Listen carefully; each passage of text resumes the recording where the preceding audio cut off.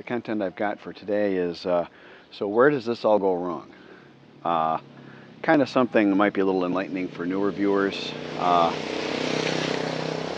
newer prospective expats, retirees here in Thailand. One of the really odd and really different thing. I mean, from my perspective, it's and really deep differences in the cultures here, traditional culture here, from a modern, better educated family typically won't do this, but very commonly, I see this every day, multiple times. So super common is the overtness of money and tying it to affection. If I give somebody a gift, first question, what did it cost?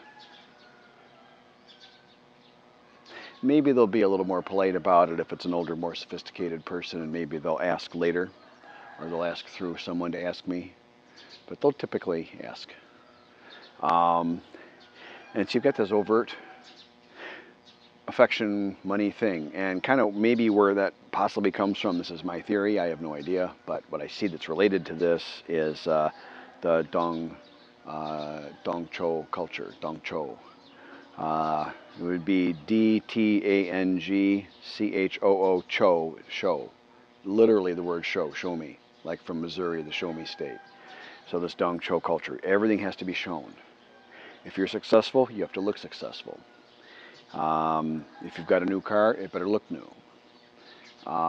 If you want to look successful, you really have to look that part. Someone's appearance is of a paramount importance here. I see women reporting to the factories. I mean, by the U.S. standards, I don't, I have a little bit of idea what it costs here, but U.S. they're wearing, $150 haircuts, $300 hair treatments and stuff. I mean, they're going by U.S. cost, going to their factory job. Their uniforms are absolutely spotless and pressed, and a lot of the uniforms I see, there's no way they were not fitted. They had to be fitted. They're very flattering to the ladies' figures. They're looking. I see some really stunningly attractive women in their work uniforms going to work at the clothing factory, going to work at the computer factory. It's absolutely was shocking to my mind. It's like, why are all those models all wearing those same uniforms? Oh, those are factory workers. Like, it's nuts.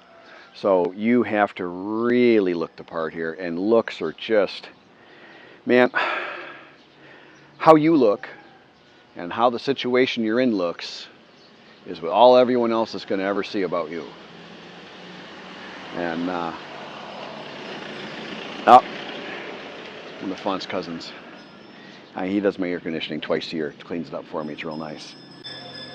All right, who wants an ice cream? Anyway, so she got this kind of looks-based, appearance-based culture, and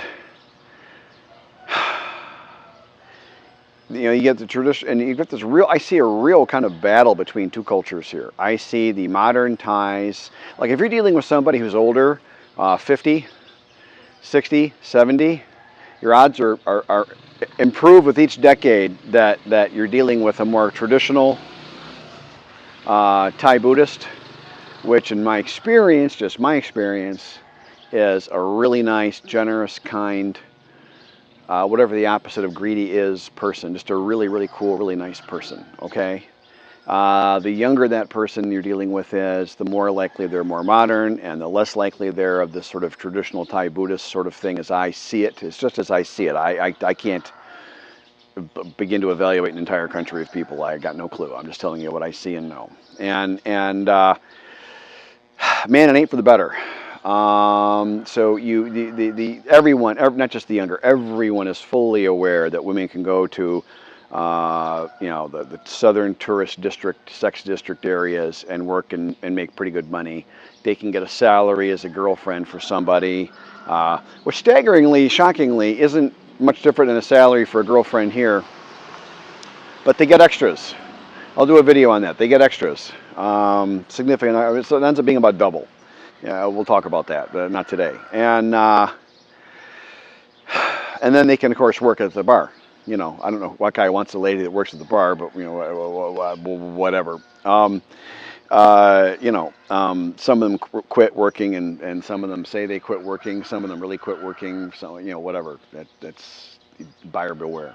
Um, but they're all aware they can go make all this money by trading some moralities. But you got this culture that's already tied with this money and affection thing, and you see what a slippery slope that is. And that's kind of where it goes. And that's kind of where it all starts to go wrong. And once a friend of one nice, honest, good village lady, she has a friend, hypothetically, that goes and works there. That friend just goes to work at the bar and just serve drinks. Well, eventually it's a matter of time. Typically they start doing other things. They start making more money. Now they're working as a bar girl, and now they're ready for the next step, which is they'll just start scamming the tourists. They can just make more money scamming.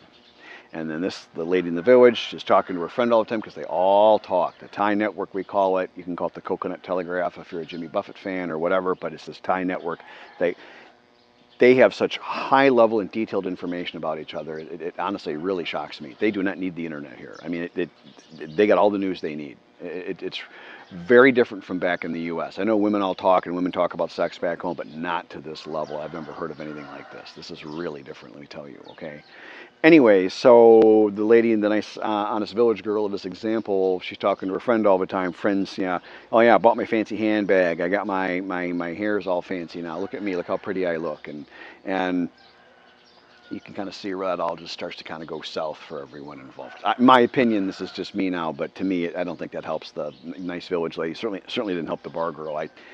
They've traded an awful lot for that handbag. I'm not going to judge, but I don't think that's elevated their life in any real way, in my opinion. But that's kind of what happens, and in the deep village culture. So, oh, Rob, okay, stay away from the modern people. Well, wait on a minute, because in the village, the deeper village culture, it's kind of already that way, anyways. The old story of dowry for the daughter, and the parents a lot of times look at the dowry more than the guy handing it over. That money's really important. That saving face, that's that dong cho, you have to show culture. I don't think that helps anybody either, really, to be honest. I see a lot of that here. Here in the villages where I live a half hour north of the city of Kolat. So I'm kind of in the central Isan region, I guess you'd say, or something like that, and pretty traditional culture and all that. But I see a lot of this have to show stuff. I mean, people going to me, would just seem like ridiculous ends to make themselves try to look good. It's just the culture so different. In the States, I know an old friend of mine was a psychiatrist, not a psychologist, a psychiatrist. She had a big practice and had a lot of patients apparently amongst the parents at my daughter's high school. And one day I don't know what the hell happened, but one day I was riding with her. We shared a ride. Our daughters were best friends. And I think I shared a ride with her or something. And she goes, Rob, you see all those cars, all those Cadillacs, all those brand new cars? And she already knew me. I wasn't impressed. But he goes, yeah. She goes, all those cars, leased. Financed to the hilt. Those people are barely making the payments. They're all my patients. I see this all the time. So Americans do it too. Okay, I'm not saying anyone's better than anybody. But you run into that here. It kind of is where it all goes wrong.